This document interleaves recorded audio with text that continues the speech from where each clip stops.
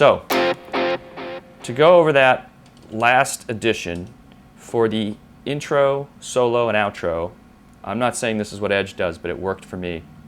Edge may be kicking in another amp that has another drive in it. So he could be doing something in parallel. He may be adding another drive in series.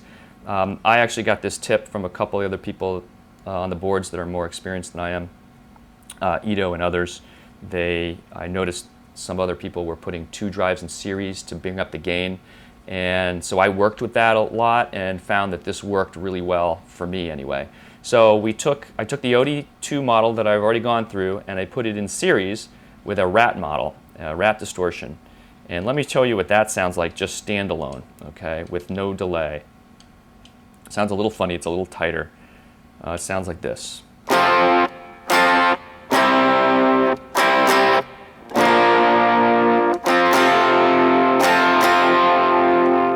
Kind of fuzzy, kind of ratty, as I say.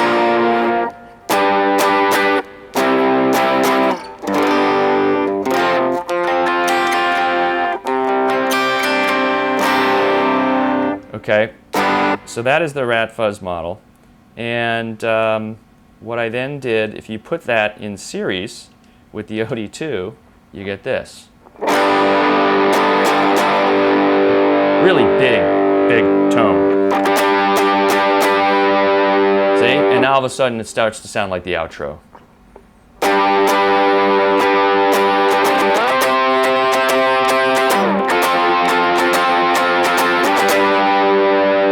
Whereas if you play the outro with just the OD2, you get this. It can work, and you could probably just boost it. Essentially what I'm doing is boosting the OD2 drive.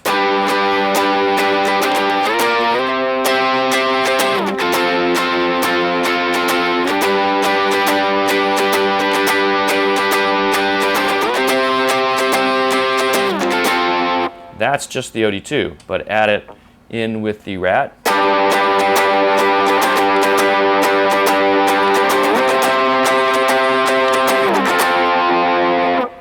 And in this part you can hear the difference too. This is just OD2. No delay in here. Now we're going to add the rat in there.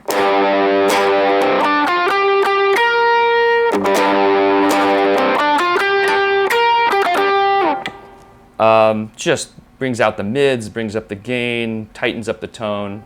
I think it sounds pretty darn good. Certainly you can try different things to your liking, but that's just, that's what I use. So we use that on the intro, the solo, and the outro. I just did a couple of the outro parts. Let me show you on the solo. I'm going backwards here. On the solo, if we play the solo without it, just the OD2, you get this. Again, no delay here.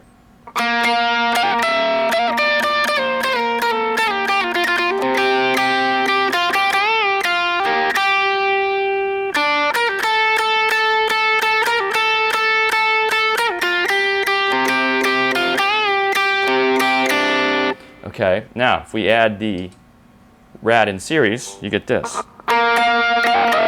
No delay again.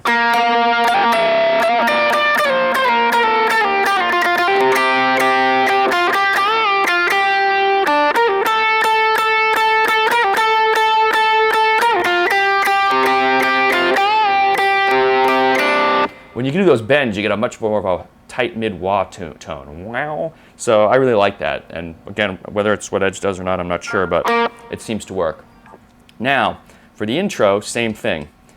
If the intro, we'll go through in detail, but is bringing out the harmonics on the E string. And it's these harmonics. You can hear them about the 3rd fret, the 5th, and the 7th. Right there.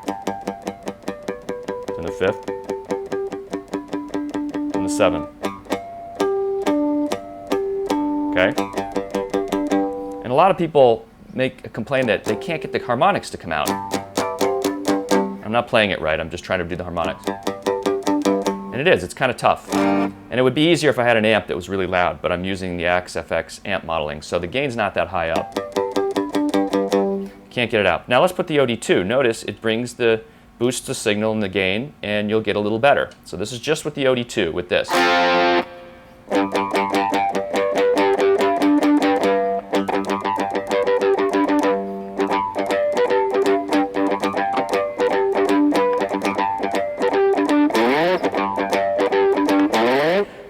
So that's bringing out the harmonic, but it still doesn't sound just right. It's still kind of muffled, still kind of empty. Well, add that rat fuzz and boost the signal before or after your OD2, and you get this.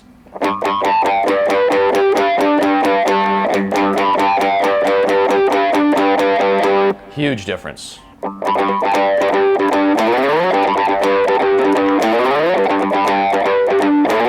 No delay in there, so it's very dry, but I wanted to show you what it sounds like with just the drive models.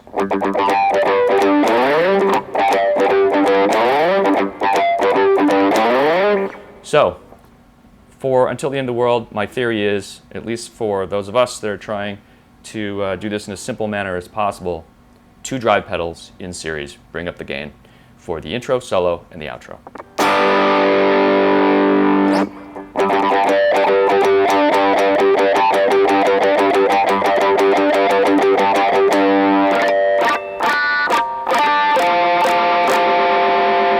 If you do those harmonics here, it comes out really nice.